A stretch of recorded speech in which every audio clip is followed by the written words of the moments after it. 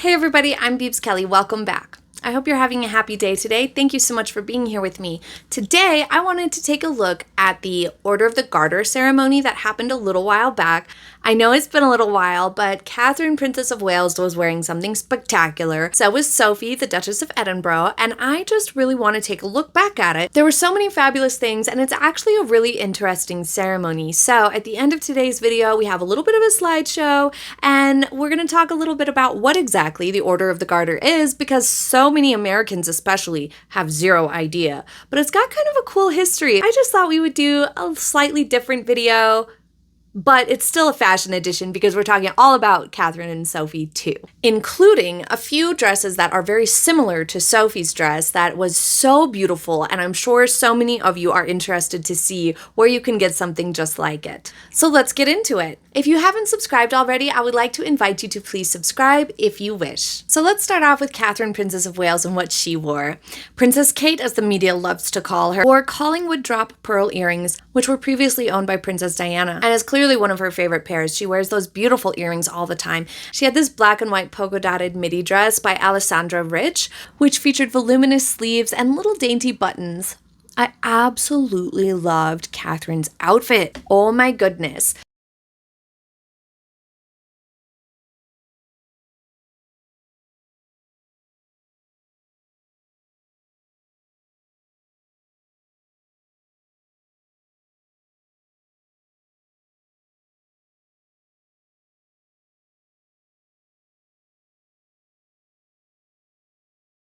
So she has a quite rectangular figure. She's very athletic, but she does have a well-defined waist. So she does lean towards that hourglass figure naturally, but it really depends on what she wears, whether that really shows up. And this did a great job of enhancing her figure. Gathering around the waist is so incredibly flattering for her, and it wasn't too voluminous around the hips or anything, but it had just a touch to help balance her shoulders. Her hat was gorgeous. It matched her outfit perfectly. Her shoes, though, stole the show for me. Those are the cutest, most snazziest pair of shoes. I can't stand it. They are so cute. I would like a pair of those pumps. They are adorable. So chic. And Sophie was wearing something equally gorgeous. I believe I found the same one on the Amelia Wickstead website, which is obviously a little bit out of most of our price ranges, but look at how beautiful it is on her. It hits her at a great length right there, just above the ankles, and it has just a slight amount of volume. The color is so bright and beautiful. I love this pattern.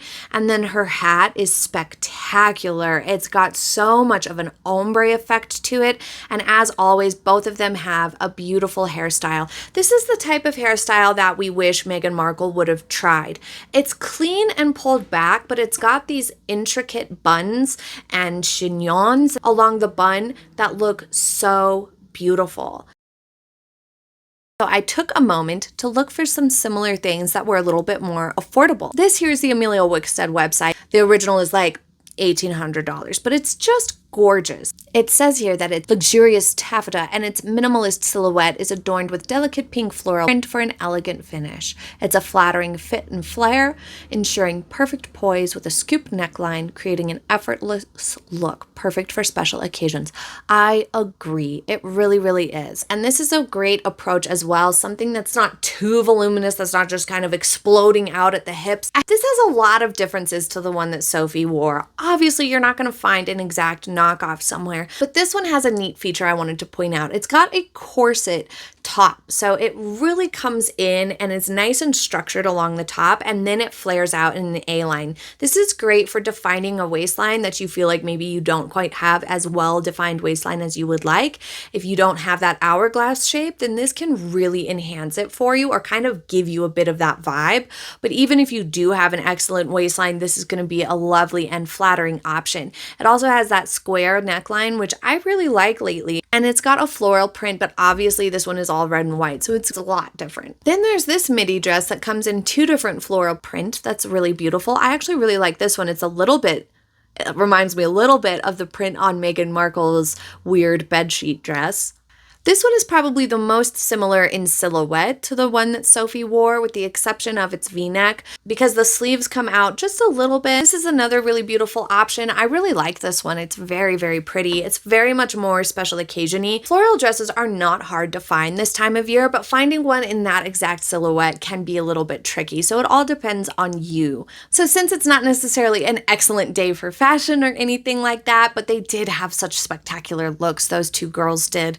Because although they had some great looks, there's really none as fantastical as those giant feathers and regal robes, is there? I have to say, I think that Prince William and Princess Catherine have a bit of an inside joke about this service, because they are always giggling at one another and so tickled when William comes by. They glance at each other. They can't control their laughter. I think that they must have some sort of an inside joke about it. And that just shows what a healthy relationship that those two have with one another, that they're there to lighten the mood for each other. They make each other giggle, have a good sense of humor in their relationship, and it just shows. If I'm with somebody who can't make me laugh, then it just isn't going to work. I need to be laughing at least 75% of the day.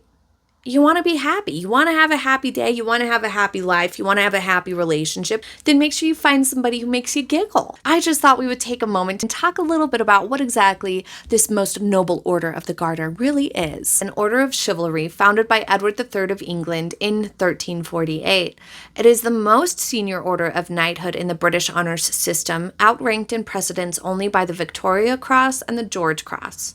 The Order of the Garter is dedicated to the image and arms of St. George, England's patron saint.